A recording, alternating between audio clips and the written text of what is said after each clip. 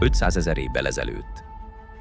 Amikor a Föld nevű bolygót még állatok uralták, és az emberszabásúak a fák árnyékában éltek, különös lények ereszkedtek alá az égből.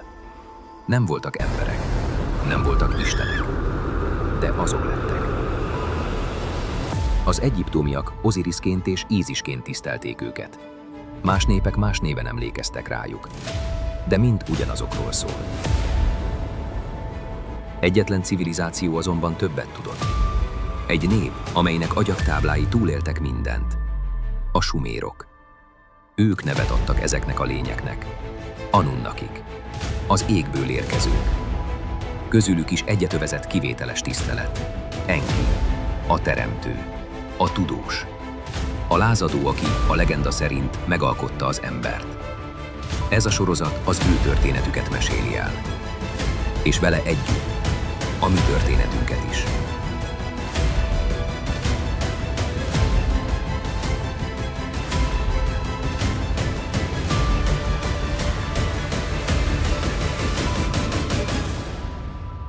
Inanna. A pilóta, a küldött.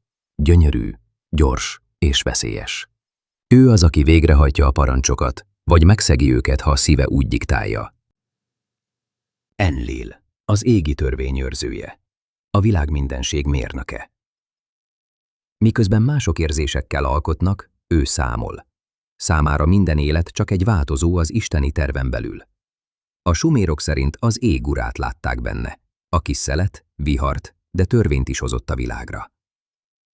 Ő volt az, aki nemet mondott az ember teremtésére, mert tudta, a káosz mindig ott kezdődik, ahol az érzelmek felülírják a rendet. Anu. A parancsnok. A legfelsőbb irányító, akinek szava törvény volt az égen és a földön. A küldetés élén ő állt. Nem csak mint vezető, hanem mint élő szimbóluma egy hatalmas galaktikus rendnek. Az emberek számára ő volt az ég királya, a mindenség ura, a trónon ülő Isten, aki sosem hibázott, és sosem feledett. Szigora nem ismer kétséget.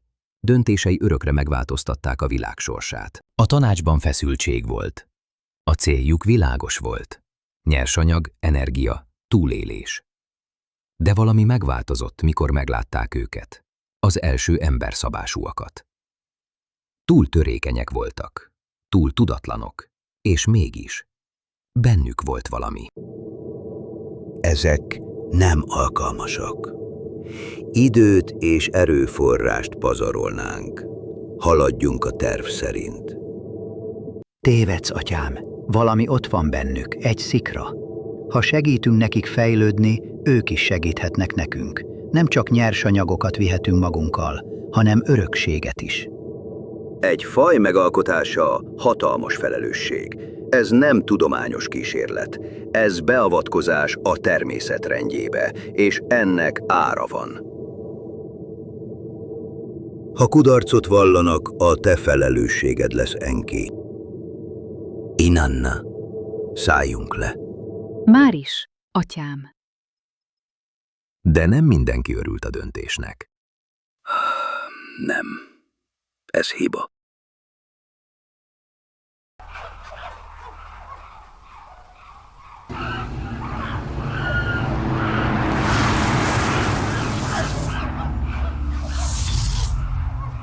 A levegő megremegett. A por lassan ülepedni kezdett. És a hajó mélyéből egy alak lépett elő. Léptei nyomán elnémult a táj. Az állatok megdermedtek, a majmok figyeltek. Nem értették, mit látnak, de érezték, hogy valami megváltozott.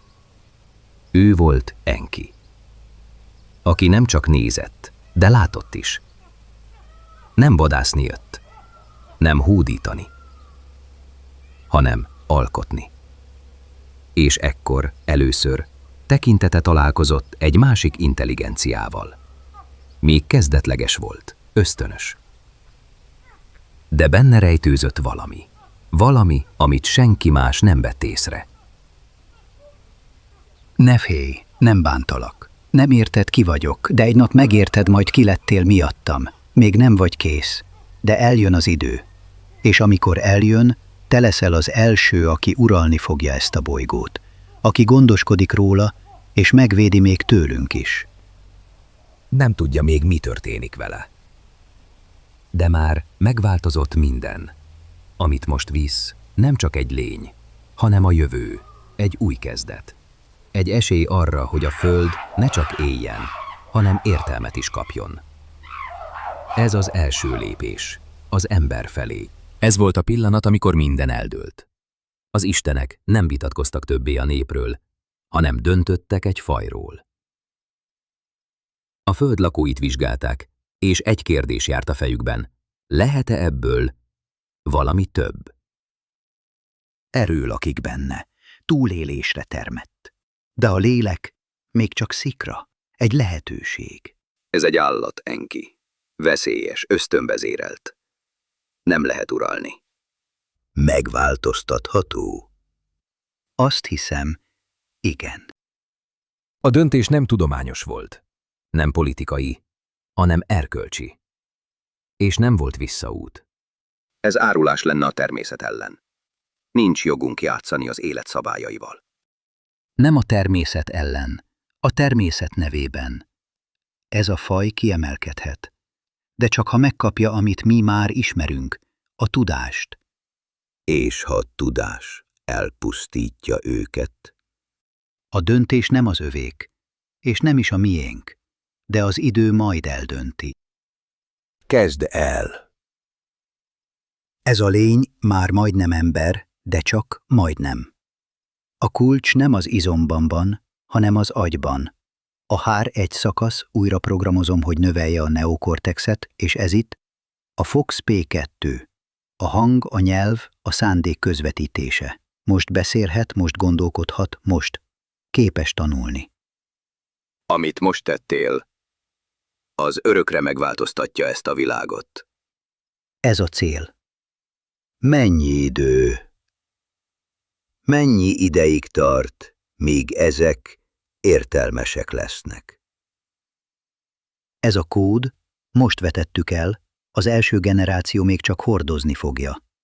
De ahhoz, hogy az elme valóban fellobbanjon, több ezer év kell, talán 100 000 is. A fejlődésnek idő kell. Szóval még csak most kezdtük el a kísérletet. Nem kísérlet, kezdet. És ha működik, az ő intelligenciájuk meghaladja majd mindazt, amit itt valaha láttunk. És nem lehet ezt gyorsítani? Csak akkor, ha velük maradunk, ha tanítjuk őket, ha példát mutatunk, és megértetjük velük, kik lehetnek. Rendben. Akkor legyen így.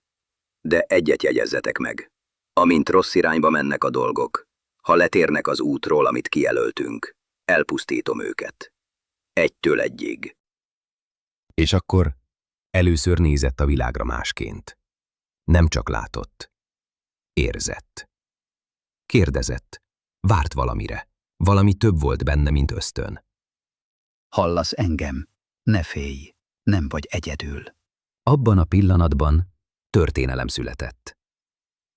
Nem emlékezhetett rá, de minden ember lelkében ott él az első pillantás, az első kérdés, az első félelem és az első kapcsolat. Nem tudja még hova érkezett, nem tudja, mik azok a fények, a hangok, de a kezemet fogja, és ez most elég. Ez a föld, a te otthonod.